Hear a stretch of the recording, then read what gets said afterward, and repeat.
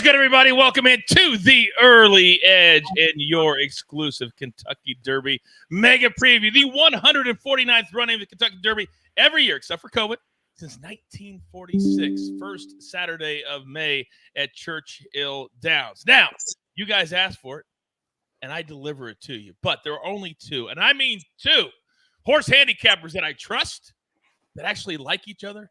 But, when they get together, it's a lot of this. So, without further ado, let's bring in the stars of the show. And Big Cheesy says in the chat, Michelle Yu is the best horse handicapper I know. And I thought my uncle's good. Nope. She is the best. Michelle Yu, welcome back to the Early Edge. Thank you so much, Coach. Happy to be back here. And that's so nice to come to some accolades. Yeah. Now, Gene, how do you feel about what Big Cheesy just said in the chat? Oh, Big Cheesy is right. Michelle is great. And I look forward to hearing what she's got for us today. Oh, Mr. Rogers, dressed as Gene Menez today, ladies and gentlemen. He is a savage, too. He is a savage, too. You can get all of their horse racing stuff if you're a SportsLine member. If you're not, use the promo code early. I'll give you 30 days for free. Then after that, you're playing with house money. Now, Gene, Michelle, it's time to get started. We have no more time to waste. We're going to start with some storylines that could affect the betting lines a little bit. Because remember, the chat is full. Look, it's popping. There's a lot of people that want to be educated. They want to be entertained. So, Michelle, I'm going to start with you. Last year, we had an 80-1, second biggest upset ever. What are you looking forward to as far as storylines for this week? Well, I think the storyline this year really does revolve around the favorite, who's Forte. He was the juvenile champion, and we don't always see the 2-year-old champ come back to be a good 3-year-old, but Forte has come back, and he is just as good, if not better than he was last year. He's taken on all the newcomers. He's taken on all the old comers, and he really had a doozy of a race in the Florida Derby to prep for this. So I think he's one of those horses that's the favorite, but he is really, really hard to fault. So he for sure is the story to me. All right, Gene, what about you? Coach, I've been handicapping the Kentucky Derby since I was like 9 years old, right? So that's a long time. 150 years ago? Yes, exactly. So this, I got to say, this is one of the hardest Kentucky Derbies ever to handicap that I've been a part of.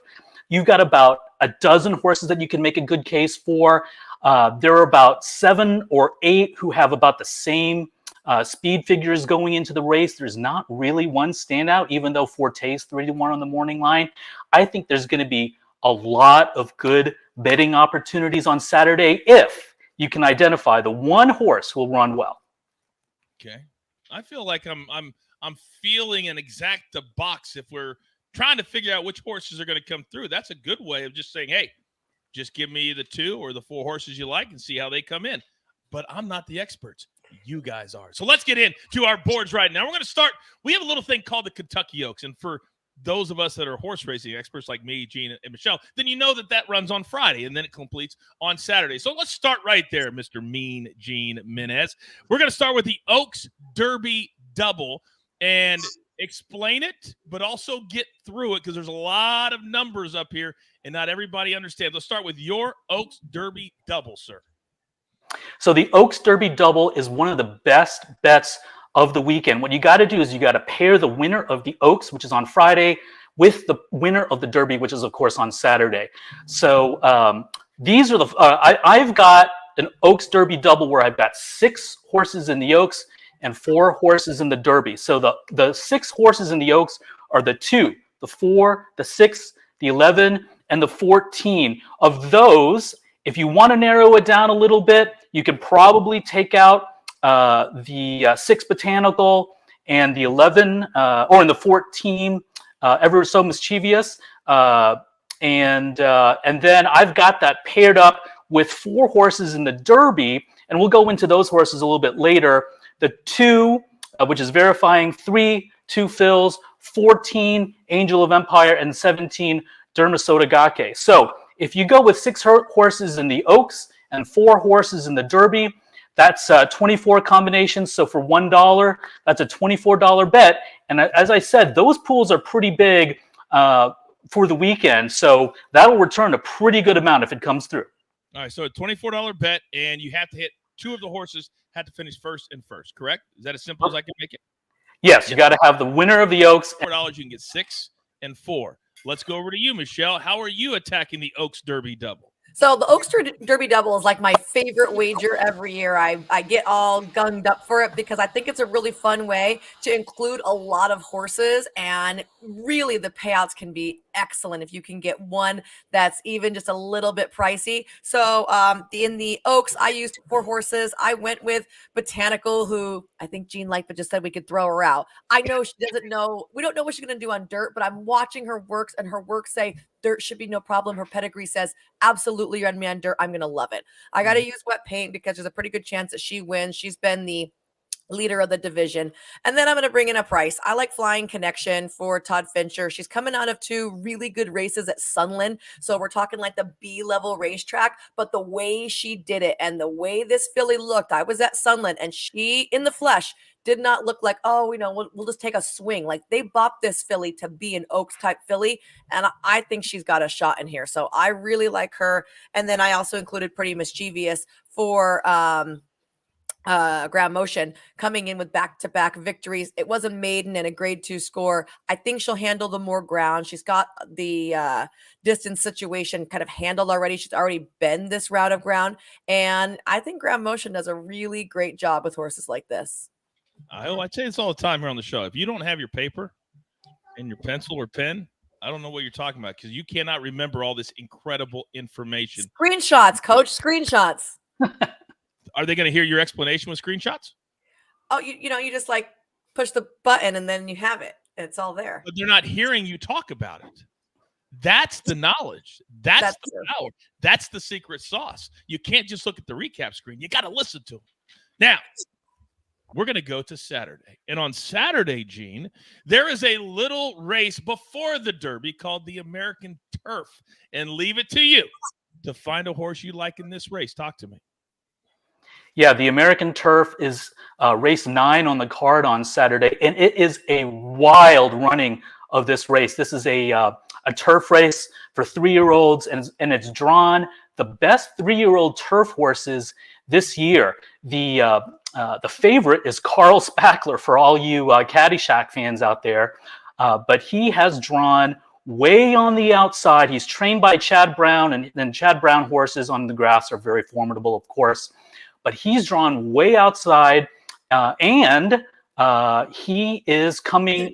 He's facing winners for the first time, so that's a big challenge. I know that's an angle that Michelle likes to play, and so I'm going to bet against him. Also, he won on the Gulfstream Park turf, and that turf is basically like concrete. So he's going to face a completely different turf course on Saturday at Churchill Downs. So the horse that I like is Talk of the Nation. He's 10-1 on the morning line. He's trained by Shug McGahee, and this horse is terrific. He won on first asking, which Shug's horses don't really do. And in his last race, he beat Mostache, and Mostache has already come back and won since that race, and Mostache is actually in this race. Talk of the Nation was outside in his last race. Now he draws inside on the 4. He's 10-1 on the morning line. Look, Carl Spackler might end up running away with this. I've got a win place on Talk of the Nation for Saturday in the American Turf. All right, Talk of the Nation. A lot of good information there. A lot. I want to take his 10-1. I want to raise him 15-1.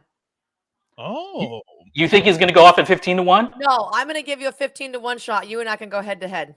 I already have a head-to-head in mind for later. Oh, but you do? I like this one. I think I can beat you in the American Turf. I like Johannes. Okay. Why don't we do this? So you have a horse you like, right, Michelle? And then Gene, you got the horse. How about this? Whoever finishes higher in this race, we do this little thing called the showdown here on Early Edge. It's $100. Would you do that?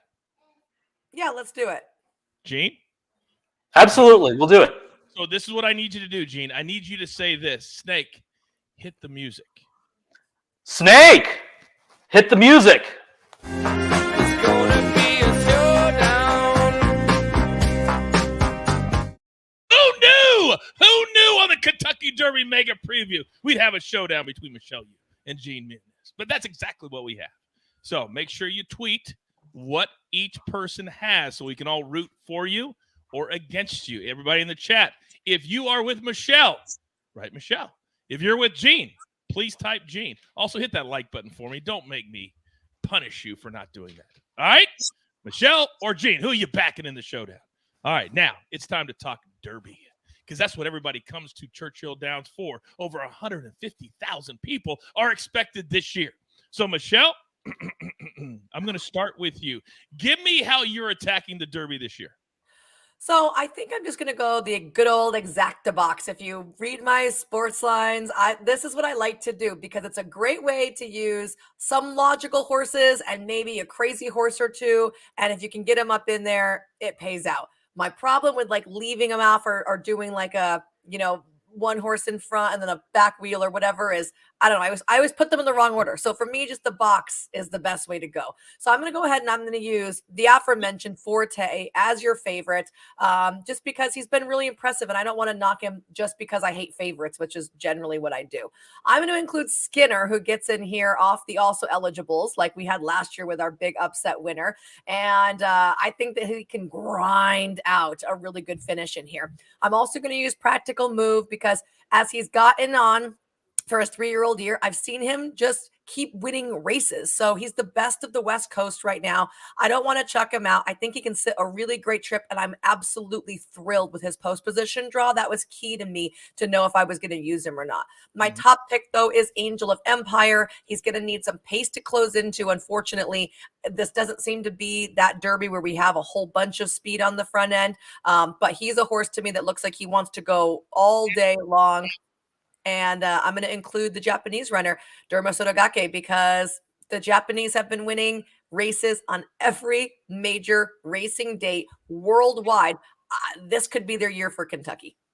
35 races these 3-year-olds have raced in the top 20 with the most points, make it into the Kentucky Derby. All that great stuff. Real quick, 10 seconds. How will people win this bet if they make this bet? What has to hit? Oh, you have to get any of the horses you put in here have to run first and second in any order. Okay, in any order. So she's going to put those 5 into an exacta box. You got to finish first and second in any order. All right, Mean Gene, coming back to you. It looks like you're doing the same thing, but a couple of different horses in there. Talk to me. Yeah, we actually kind of see this this Derby pretty much the same way. My top pick in the Derby is going to be Angel of Empire. He's improving. If you throw out his lone grass start, he's actually has improved with every race. He's coming off a tremendous victory in the Arkansas Derby, where he finished his last 1/8 of a mile in the fastest 1/8 of a mile of any Kentucky Derby contender. I think he's going to enjoy the distance. My only problem is that actually there are two reasons why I like him more than some of the other horses. One is that he's proven that he can run inside and behind horses, unlike, let's say, Tapit Trice. Also, he has Flavian Pratt, one of the top jockeys out there. Flavian has only finished off the board once in 5 Kentucky Derby mounts. So last year, I gave you guys Zandon. That was my most confident horse. He ended up finishing 3rd. So what we're going to do this year is we're going to put a win play show bet on Angel of Empire. That's basically 3 bets. So if you bet it for $2, that would be a $6 total. If he comes in 3rd, then you still win. That means he has to, if he wins, you win. If he comes in 2nd, you win. And if he comes in 3rd, you win. So that's going to be the across the board bet win play show. I am also going to do an exacta box like Michelle did. I'm only going to use 4 horses. The aforementioned Angel of Empire. I'm also going to use Verifying, who entering Monday was probably going to be my top pick, but he drew on the inside number 2. Not ideal, but I'm still going to stick with him because he's got the early speed to be forwardly placed.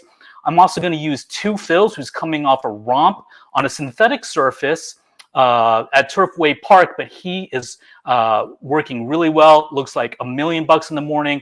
Has earned the best career buyer speed figure of any horse in the race. And then my third and my final horse will be the Japanese Invader, Derma Sotogake. Listen, he won the UAE Derby going away.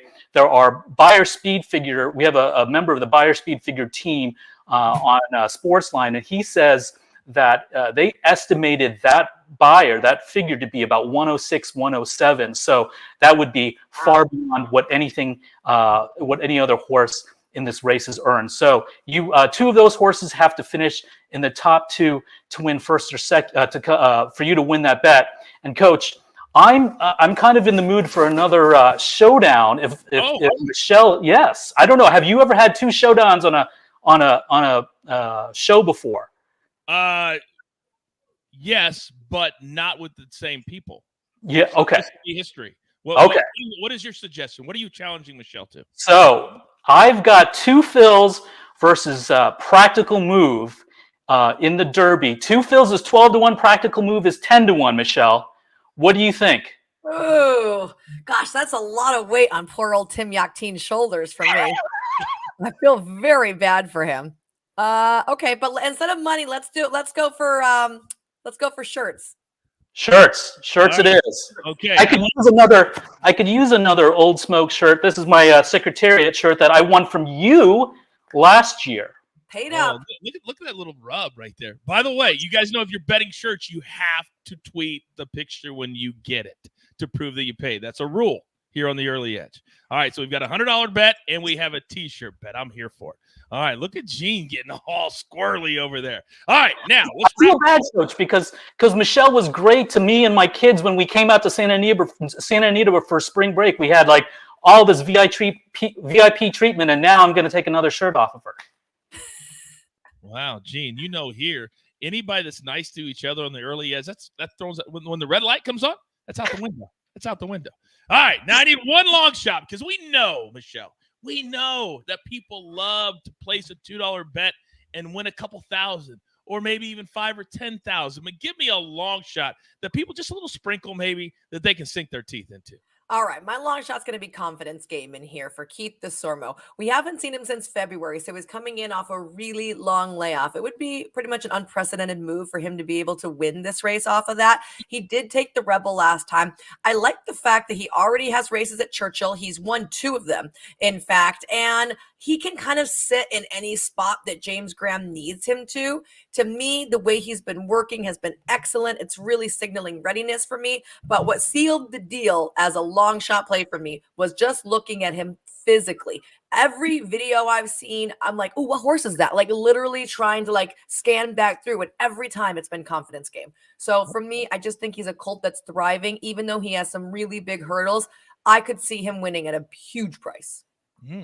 Last year, 80-1. It can happen. It can happen. Quick question from Eric. How do they transport these horses from continent to continent? Who wants to Airplane. Airplane.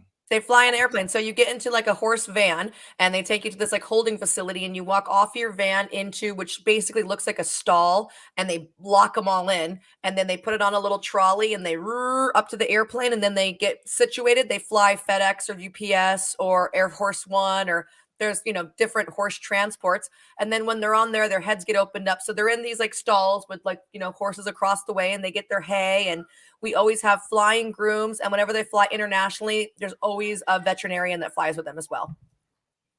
Oh my God. I didn't know any of that. That's amazing. I didn't know that. That's pretty cool. What do I tell you all the time? You got to watch live #. You wouldn't have gotten that otherwise. That's amazing. That's amazing. All right. Now, Gene, real quick, before I say goodbye, tell the good people, if they are a SportsLine member, what can they get from horse racing at SportsLine? You're going to get the best horse racing coverage we've ever had at SportsLine. I'm really caffeinated right now, Coach, because I've basically gotten 0 sleep since Sunday night. I wrote profiles on each of the 20 horses in the Kentucky Derby. We have Michelle's picks. We have Bob Weir's picks. We have Jody Demling's picks. My picks, of course. We'll have picks on every race on the undercard, every stakes race on the other undercard on Saturday. We'll have Oaks picks on Friday. We'll have pick 4s on Friday and Saturday. You will not get through all of the content that we'll have available on SportsLine. So I encourage everybody to visit the site. Eric just said in the chat, this is amazing. And by the way, all those people that so to get Michelle's picks, it's like a $300, right? $400. No. And then another $3. It's not. It's all for one price. All for one. One price, really cheap. I don't even know if there's specials going on right now. We're running specials all the time. So I encourage everybody to check it out. Why do you need specials when it's $10 a month? That's what I keep saying. You get all of that right there. All that he just said for $10. Stop it. Stop it. You guys are amazing. And I can't wait to see you. What's the next one? We're going to do the Preakness, right? Are we doing the Belmont? I don't know when we're going to do it. But if they ask for it, you know these two will deliver. So that's all the damage that we can do. And with all that being said, there's only one thing left to do. And I believe you all know what that is.